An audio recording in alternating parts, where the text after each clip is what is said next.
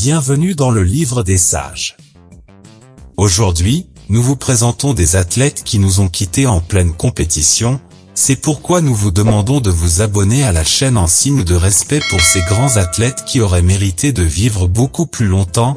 Reposez en paix, nous vous porterons toujours dans nos cœurs. Sans plus attendre, que le spectacle commence. Silver King. Ce lutteur mexicain du nom de César González Barón était l'un des athlètes les plus aimés de sa génération, surtout après être apparu dans le film légendaire Nacho Libre, une comédie sur la lutte professionnelle réalisée par le non moins légendaire acteur Jack Black. Malheureusement, à l'âge de 51 ans, alors qu'il luttait dans l'un de ses spectacles au Rotos de Londres, il a été victime d'une crise cardiaque et nous a quittés au milieu de la scène. Il existe des vidéos de ce moment, mais nous ne pouvons pas vous montrer les images à cause des politiques de YouTube, alors remercions-les de nous empêcher de vous montrer un contenu riche en protéines.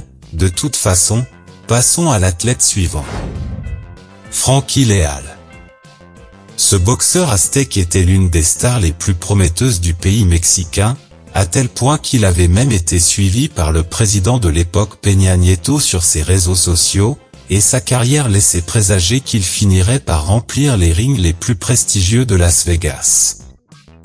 Mais en octobre 2013, il eut la malchance d'affronter Raúl Hiral à Cabo San Lucas, un combat qui allait finir par mettre hors jeu le super bantamweight. Après avoir reçu une série de coups sur le côté gauche de son visage, il s'est complètement effondré au sol, perdant logiquement le combat. Mais le pire, c'est qu'il a fini par nous quitter aux États-Unis d'Amérique. Malgré les meilleurs soins médicaux, il n'a pas résisté aux séquelles des blessures. Aujourd'hui encore, sa mère se souvient de son fils dans les combats auxquels elle assiste et l'héritage de Frankie restera à jamais gravé dans nos mémoires. Philippe Joël Hughes. Nous parlons maintenant d'un athlète d'un sport peu connu en dehors du Royaume-Uni et de l'Inde, un pays où le cricket est pratiquement le sport le plus suivi et le plus admiré par les habitants de ce grand pays. Ce joueur australien particulier avait fait ses débuts professionnels en 2013, mais à peine un an plus tard, en novembre 2014, le pauvre Hughes a été frappé au cou avec la balle lors d'un match au Sydney Cricket Ground. Le coup a été si violent qu'il a dû être transporté d'urgence à l'hôpital, où malgré les opérations chirurgicales et les meilleurs traitements possibles, il n'a pas pu être sauvé. Après 2 jours passés dans l'unité de soins intensifs, le pauvre Philippe Joël a rejoint le paradis où, je l'espère, il continuera à pratiquer son sport favori. Dan Wheldon.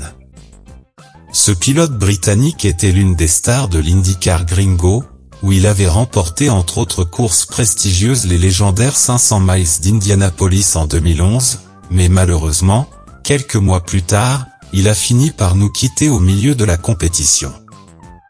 Lors de la dernière course du championnat, sur le circuit d'Oval Motor Speedway, le populaire pilote de 33 ans a été impliqué dans un impressionnant accident avec plus de 15 véhicules impliqués dans lequel l'habile athlète blond n'a rien pu faire pour sauver sa vie. Il laisse derrière lui une femme et 2 jeunes enfants, mais il reste à ce jour l'une des légendes de l'IndyCar et reçoit à chaque course un hommage de la part des fans. On se souviendra toujours de lui. Fabio Casartelli.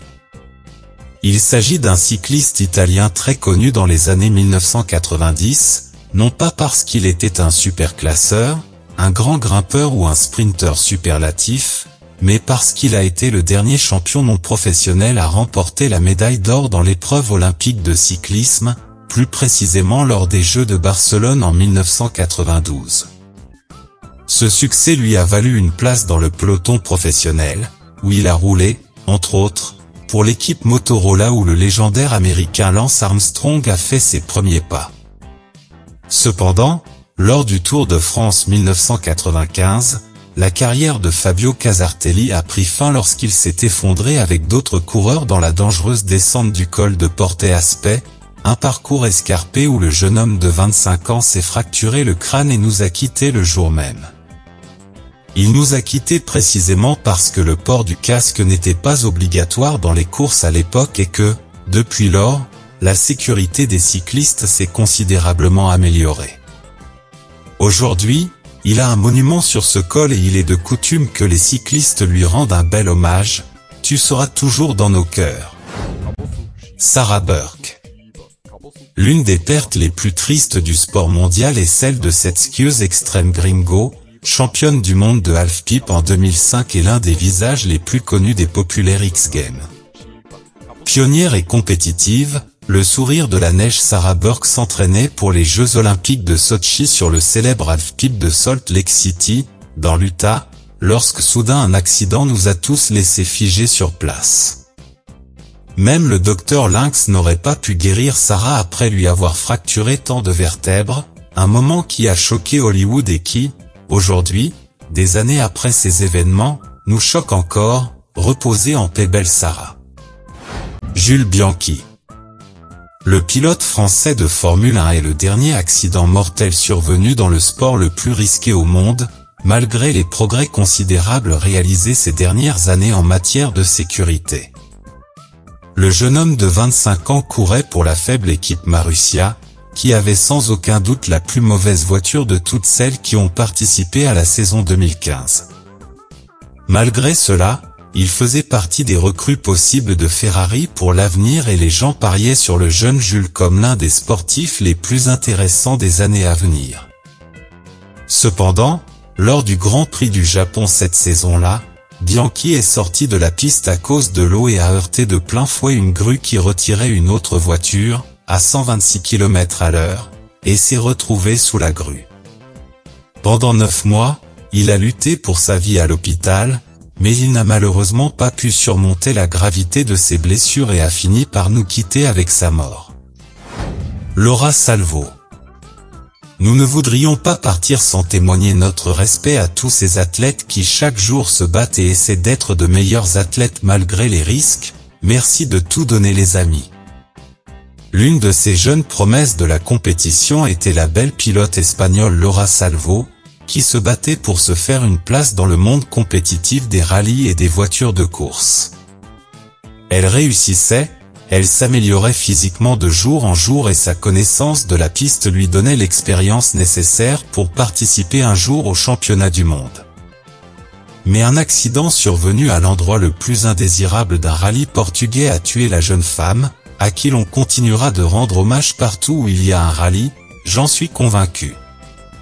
Mes plus sincères condoléances à tous, j'espère que vous montrerez votre respect avec un joli like sur la vidéo amis, abonnez-vous et rendez-vous dans le prochain top.